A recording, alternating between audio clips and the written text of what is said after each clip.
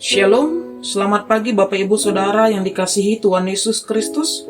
Hari ini, Jumat 24 Mei 2024, saya Pendeta John Patar Situmeang, Gembala Sidang GKO Rancaekek mengajak kita semua untuk bersama-sama mengikuti renungan harian yang dikeluarkan oleh Sinode GKO dengan pola 4M, yaitu menerima, merenungkan, melakukan, dan membagikan firman Tuhan yang tertulis dalam 1 Korintus 12 ayat 10-11 dengan tema Karunia Roh Kudus bagian yang ketiga.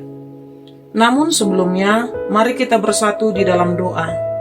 Bapa di surga, terima kasih untuk rahmat-Mu karena kami berada di hari yang baru saat ini.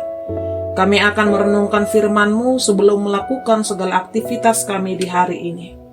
Roh Kudus, berilah kami pemahaman ketika mendengarnya, serta bimbinglah kami untuk melakukannya. Demi Kristus Yesus kami berdoa. Amin.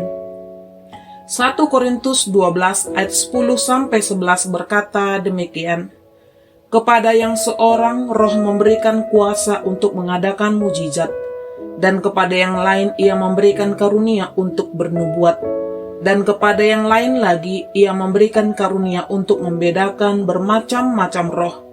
Kepada yang seorang ia memberikan karunia untuk berkata-kata dengan bahasa roh, dan kepada yang lain ia memberikan karunia untuk menafsirkan bahasa roh itu. Tetapi semuanya ini dikerjakan oleh roh yang satu dan yang sama, yang memberikan karunia kepada tiap-tiap orang secara khusus, seperti yang dikehendakinya. Dari nas yang kita baca tadi, ada dua pertanyaan. Yang pertama, apa saja karunia Roh Kudus itu? Dalam ayat 10, karunia mengadakan mujizat, karunia bernubuat, karunia membedakan bermacam-macam roh, karunia berkata-kata dengan bahasa roh, karunia menafsirkan bahasa roh. Karunia mengadakan mujizat. Dalam teks ini kata mujizat berasal dari kata Yunani, yaitu dunaneon, yang berarti kuasa atau kekuatan. Kata dunaneon ini biasanya ditujukan kepada ledakan yang maha dahsyat, tetapi juga ditujukan kepada suatu tindakan yang maha menakjubkan karena bersifat di luar kekuatan normal atau supranatural. Kekuatan yang demikian hanya dimiliki oleh Allah. Nikodemus percaya kepada sabda Kristus sesudah dia melihat mukjizat. Yohanes 3 ayat 1 dan 2.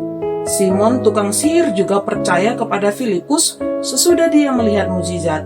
Kisah Para Rasul 8 ayat 13. Karunia bernubuat. Karunia bernubuat dalam teks ini cenderung ditujukan kepada tindakan seseorang yang mengajarkan firman Allah. Ini bisa kita temukan juga dengan jelas yang disampaikan oleh Paulus dalam 1 Korintus 14 ayat 4 dan ayat 29 sampai 31. Karunia untuk membedakan roh. Karunia seperti ini ditujukan kepada karunia yang dimiliki seseorang untuk membedakan pengajaran. Dalam 1 Yohanes 4 ayat 1 dan 2, Yohanes menasihatkan orang Kristen abad pertama untuk menguji roh atau pengajaran. Tentu mereka harus mendapat karunia roh agar dapat melakukannya. Karunia bahasa roh ditujukan kepada kemampuan seseorang berbicara dalam bahasa asing yang tidak pernah dipelajari sebelumnya. Hal itu dikaruniakan Roh Kudus kepada orang-orang tertentu agar pemberitaan Injil itu tidak tergendala hanya karena bahasa. Contoh yang tepat untuk ini terdapat pada Kisah Para Rasul 2 ayat 1-8.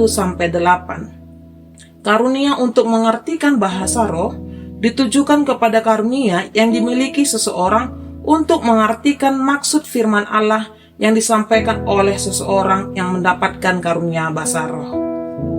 Pertanyaan yang kedua, siapa yang diberikan karunia itu? Dalam ayat 11, Roh Kudus memberikan karunia itu kepada tiap-tiap orang secara khusus, seperti yang dikehendakinya. Tidak ada seorang pun dapat memaksa untuk memiliki karunia tertentu. Demikian pula, tidak seorang pun memiliki kemampuan menjadi penyalur karunia tertentu kepada sesama orang percaya. Bapak, Ibu, Saudara terkasih, dari 9 karunia yang sudah kita dengar, mulai Rabu kemarin hingga pagi ini, mengajarkan kita akan satu prinsip, bahwa tidak ada seorang pun yang memiliki semua karunia, dan tidak ada satu pun karunia yang dimiliki oleh semua orang. Bila ada diberikan karunia-karunia tersebut, pakailah untuk membangun tubuh Kristus. Ayat 7 pada pasal 14 ayat 5 dan 26, bukan sebagai alat menyombongkan diri sebagai orang yang lebih rohani. Bagikanlah firman Tuhan ini kepada siapa saja yang kita jumpai dalam aktivitas di hari ini, agar hidupnya selalu dipimpin oleh Roh Kudus sehingga menjadi berkat bagi sesamanya. Demikianlah renungan kita di pagi ini. Mari kita tutup di dalam doa. Kita berdoa. Bapa, terima kasih di pagi ini kami boleh belajar kembali tentang karunia Roh Kudus. Bila karunia itu ada pada kami ataupun tidak ada pada kami, biarlah hidup kami tetap dalam pimpinan-Mu, sehingga apa yang kami lakukan tetap menyenangkan, mengagumkan, dan memuliakan Engkau. Kami serahkan aktivitas kami di hari ini kepada Engkau Allah Maha Kuasa yang menyertai kami. Demi Kristus Yesus kami berdoa. Amin. Terima kasih Bapak Ibu Saudara yang sudah mengikuti renungan 4M di pagi ini. Selamat beraktivitas, Tuhan Yesus memberkati.